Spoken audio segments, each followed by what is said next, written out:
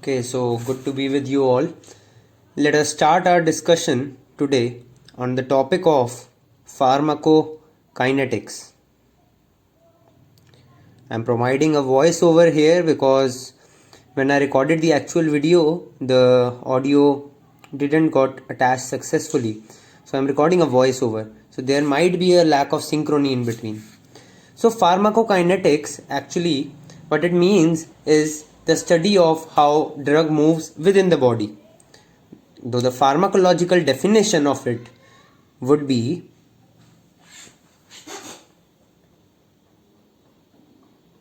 the study of drugs, absorption, distribution, metabolism, and excretion. So, study of drugs, absorption, distribution, metabolism, and excretion, that is ADME. Okay, so let us start our discussion with the topic of absorption. So see, absorption is very important. Whenever a drug enters into our body, it has to pass a biological membrane. When a drug is actually administered, it has to pass a biological membrane.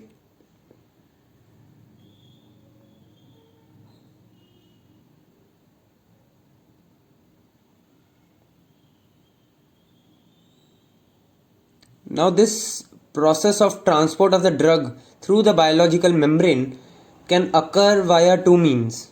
Okay, this particular transport can occur with two kinds of processes like passive diffusion and active diffusion.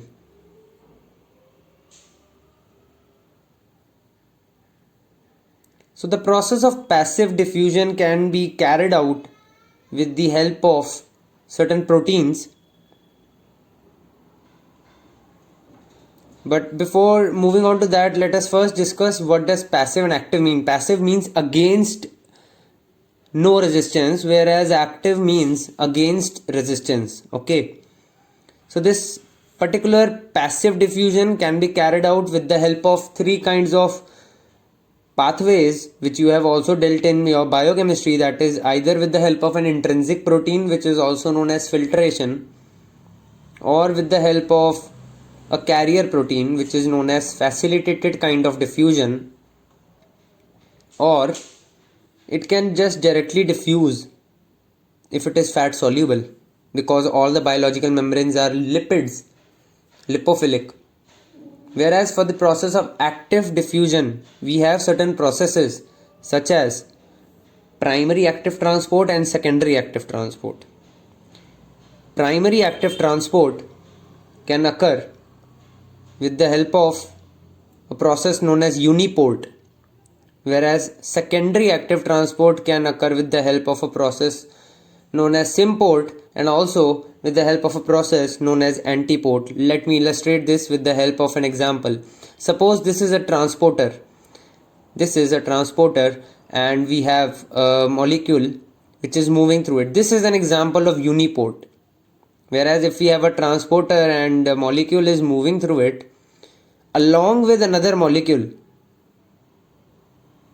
that is A and B are moving together because of B, A is moving. That this kind of transport is symport. But when we talk about antiport, we are having a transporter, A moves in one direction and B moves in the opposite direction at the very same time. This is an example of antiport. Now, post discussing this, I would like to introduce you with a flowchart that would help you understand pharmacokinetics very easily.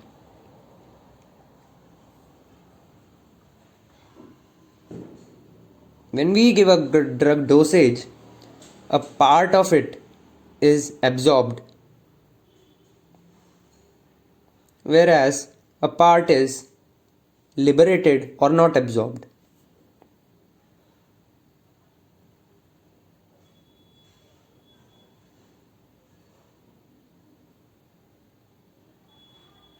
Now, the part which is absorbed is available as free drug, This free drug has various roles in the body. It can go through multiple pathways. Number one is that it can go through blood and get attached to proteins, that is plasma protein bound drug. Other is a biotransformation pathway, better term for a term known as metabolism. So metabolism is better known as biotransformation. Then we have excretion. The free drug can get excreted. Also, the drug can go to an unwanted site of action. Let's say we have a drug which needs to be acted upon lungs, but it reaches to kidneys. So it can reach to unwanted site of action. Also, it can reach to a therapeutic site of action. That is the site which is intended to be acted upon by the drug. And lastly, it can also enter as a tissue reservoir. It can get accumulated in the tissue.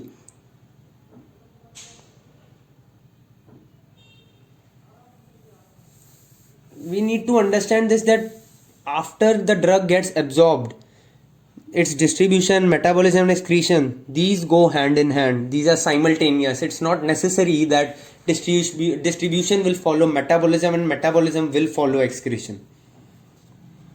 And also you must remember a very important point, a clinical point, that until the bound form of drug is present, effect will remain. So you don't need to redose or repeat the dose till that time. Otherwise that would lead to toxicity, or a large amount of drug will build up in the body and lead to toxicity. So I also have my notes beside so that I can check upon whether I am leaving a point or not.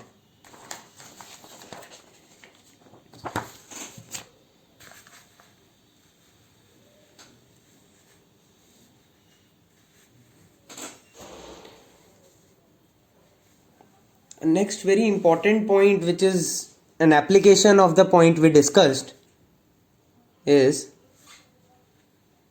that a drug free interval must be ensured in certain cases. For example, we give a drug A and we get to see its clinical effects. We give a drug A and the clinical effects appear.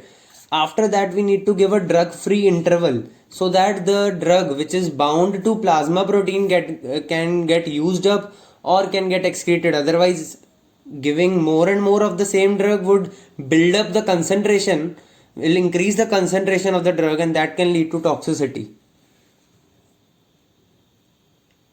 Now see, absorption is affected by various factors. There are various factors affecting absorption. The number one being aqueous solubility. Aqueous solubility is a very interesting kind of a factor affecting absorption. For example, let us talk about aspirin. Aspirin is not water soluble. We get to see its water soluble or dispersible form, which is known as Disprin, which is also known as dispersible aspirin, which easily gets absorbed and shows prompt effect in case of headaches. Then concentration. Obviously, concentration is a very important factor. Obviously, the drug will move from high concentration to low concentration. So we must ensure that the tissue in which we are giving the drug for, it must have less amount of concentration within it. Otherwise, drugs won't reach there. Then third is surface area. Owing to this factor, we see that most of the drugs get absorbed best at the level of intestine because it has the largest surface area owing to presence of villi. Then vascularity. Vascularity is a very important factor. Let us understand this with the help of an example. Let's say we have two tissues here, and one is having a blood supply like this, another is richly supplied by blood vessels. And we are giving a drug onto each one of them. A drug A onto each one of them. Which surface will have greater probability of absorption? Obviously B, because B has larger blood vessels present there, which will take away the drug as soon as it gets absorbed, and the concentration will always be low in the tissue, so the drug will get rapidly absorbed. Then fifth is very important, the very important factor being route. Now there are various routes of administration like inhalational route, there is also present oral route, there is present parenteral route, there is also a route known as perirectal route, etc.